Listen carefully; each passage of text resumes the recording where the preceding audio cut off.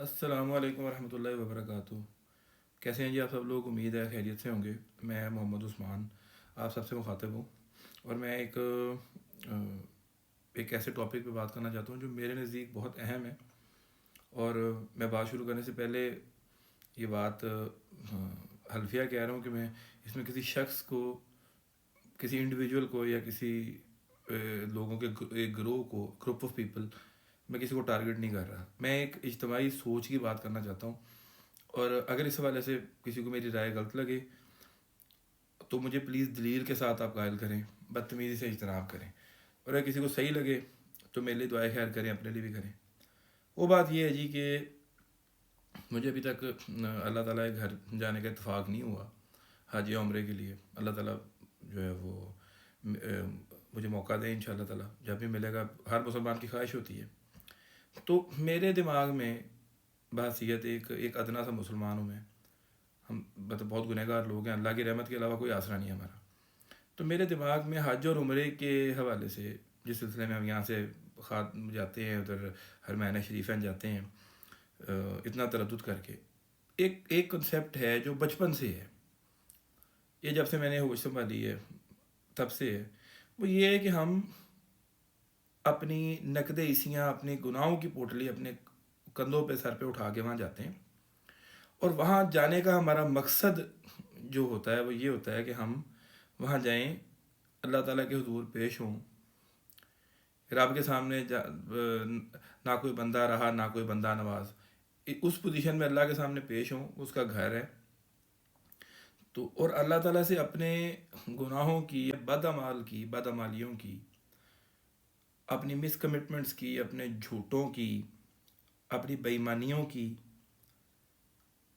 اپنی اور جو ہے ظاہر اور پوشیدہ گناہوں کی معافی مانگے جا کے، اللہ کے حضور پیش ہو جائیں اور اللہ کے سامنے سر تسلیم خم کر دیں کہ اے اللہ، میں آ گیا ہوں اور میں تیرے سامنے موجود ہوں۔ ویسے تو اللہ ہر جگہ موجود ہے، میں تیرے گھر آ گیا ہوں۔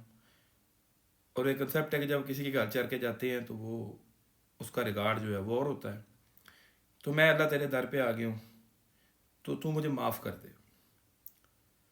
اور میں سمجھتا ہوں، میں بہت ادنا سا مسلمان ہوں کہ ہم تو بہت گنہگار لوگ ہیں۔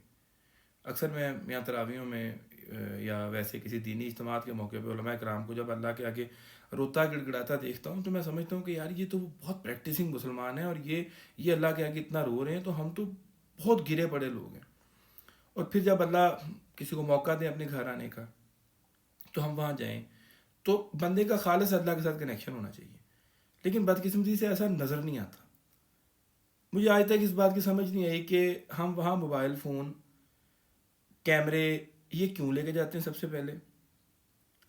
پھر وہاں پہ کبھی کوئی لائیو چلا رہا ہے، وہاں سے جو ویڈیو لائیو چل رہی ہے، کوئی تصویریں بنا بنا کے لگا رہا ہے فیس بک پہ، کوئی وہاں سے ویڈیوز بنا کے لگا رہا ہے۔ ہر چیز انٹرنیٹ پہ اویلیبل ہے، یوٹیوب پہ اویلیبل ہے، ہر چیز کے تو فوٹیجز پڑے ہیں۔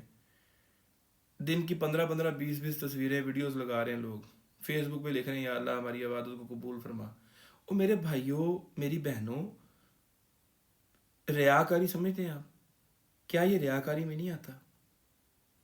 اور اللہ نے صاف کہا ہے کہ ریاکاری والی عبادت جو ہے وہ بالکل قبول نہیں ہوگی، اور ریاکاری اور یا دکھاوے والی عبادت کو انسان کے منہ پہ مار دیا جائے گا۔ کیا ہم اللہ سے لڑ سکتے ہیں؟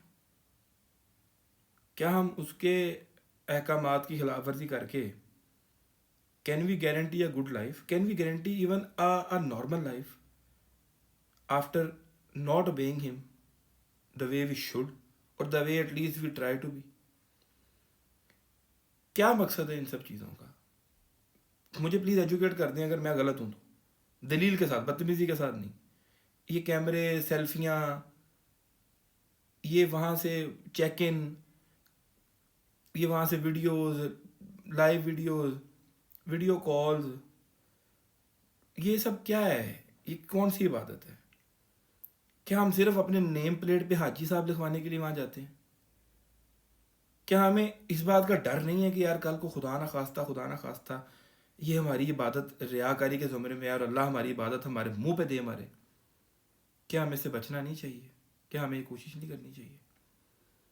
مجھے ایسا لگتا ہے میرے نزدیک اس کا بہت ایک سیکرڈ جو ہے وہ ایک اس کا جو ہے نظریہ ہے اللہ کے گھر جانے کا. کیا ہم اس کی خلاف ورزی تو نہیں کر رہے؟ بس میں یہ میرا ایک وہ تھا، میرے ذہن میں گمان تھا. ہمارے بڑے بوڑھوں نے، یہ آخری پوائنٹ ہے میرا، ہمارے بڑے بوڑھے، میرے دادا یا ہمارے جو بڑے بابا و اجداد آپ کے بزرگ جو ہیں، انہوں نے حج عمرے کیے. کسی کی ایک تصویر نہیں ہے وہاں پہ، تو کیا ان کے حج عمرے قبول نہیں ہوئے؟ کیا لوگوں کو یہ بات بتانا کہ میں فلانی جگہ پہ ہوں، فلانے جو ہے وہ اپنا کسی زیارت پہ ہوں، فلاں پہاڑ پہ ہوں، فلاں جو ہے وہ میں اپنا گھاٹی کے سامنے ہوں، اس کے بغیر عبادت قبول نہیں ہوتی؟ تو پلیز مجھے ایجوکیٹ کیجیے گا، please enlighten me. If you think I'm wrong please enlighten me, but if you think I'm right میرے لیے بھی دعا کریں Allah. Please enlighten me, please educate me if you think I'm wrong. اور اگر آپ کو لگتا ہے کہ میں ٹھیک ہوں یا میری بات ٹھیک ہے، تو یہ مت دیکھیے کہ سامنے کون بیٹھا ہے. اگر آپ کو لگتا ہے میری بات ٹھیک ہے تو خدا را اس چیز سے بچیں، خدا را اس دکھاوے کی عبادت سے بچیں. دکھاوے کی کوئی عبادت قبول نہیں ہے. یہ تو بہت واضح لفظوں میں اسلام میں کہا گیا ہے.